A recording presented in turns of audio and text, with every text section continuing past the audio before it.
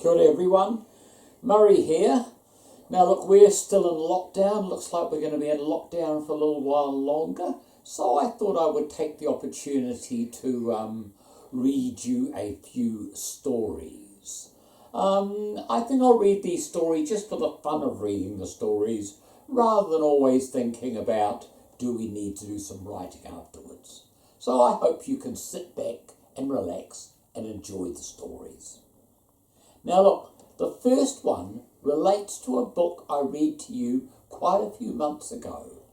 A book called What Do Teachers Do After You Leave School? I had quite a bit of feedback from you. A lot of people really liked this book. So on the basis of that, I found a similar one that I want to share with you today. Again, it's about teachers and about teachers after school, but it goes further than that. And this time it's called My Teacher's Secret Life. It's knowing your teacher. How well do you know your teacher? This book is by a guy called Stephen Krensky. He's American, so some of the terms in it are a little American, but we'll cope with that okay. Hey, this book always makes me laugh. See if it makes you laugh as well, as we find out about the little girl who tells the story. We'll find out about her teacher's secret life. Where do we start? Yeah, that's right. There's the little girl. There's the little girl? Or was it a little boy? No, I think it's a little girl. And she's telling the story about her teacher, who is Mrs. Quirk. I know everything about my new teacher, Mrs. Quirk. Her first name is Isabel. She bites her lip when she's thinking hard. And she has eyes in the back of her head in case we try anything funny. I wonder if your teacher has eyes in the back of their head. Once a week, Mrs. Quirk takes us to Miss Painter's art room. It's the only place in the school where we can make a mess on purpose. When Mrs. Quirk comes back, she doesn't always recognise us. Covered with too much paint.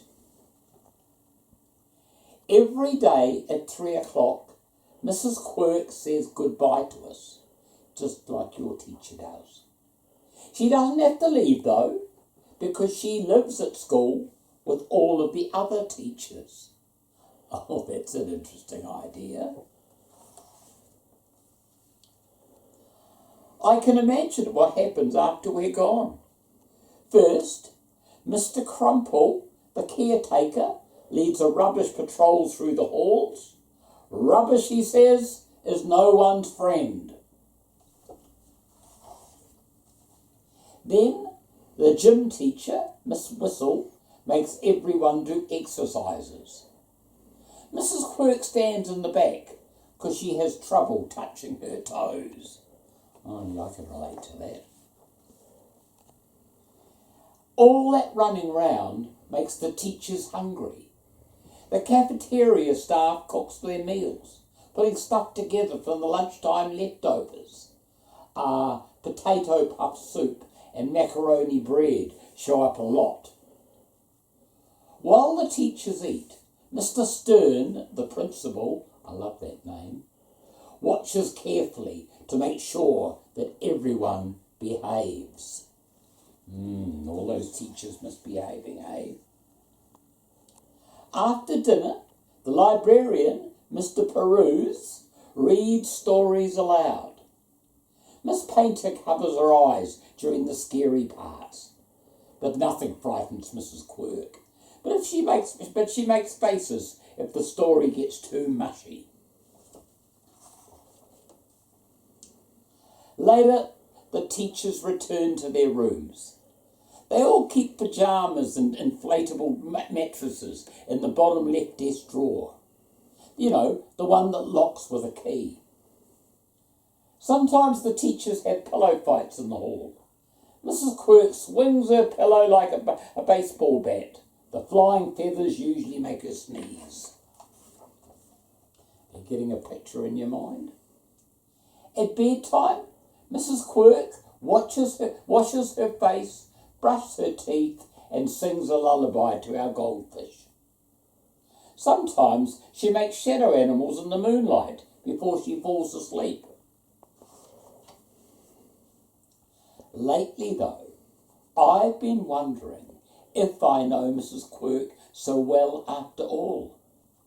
One Saturday, I saw her in the supermarket filling up her cart. I wonder what she was doing, because there's always plenty of food in the cafeteria. Then last Tuesday, I saw Mrs. Quirk again trying on skates at the mall. She didn't look like a teacher one bit. I don't know what she did with the skates. She never wears them in class or at interval. Maybe she races down the hall late at night.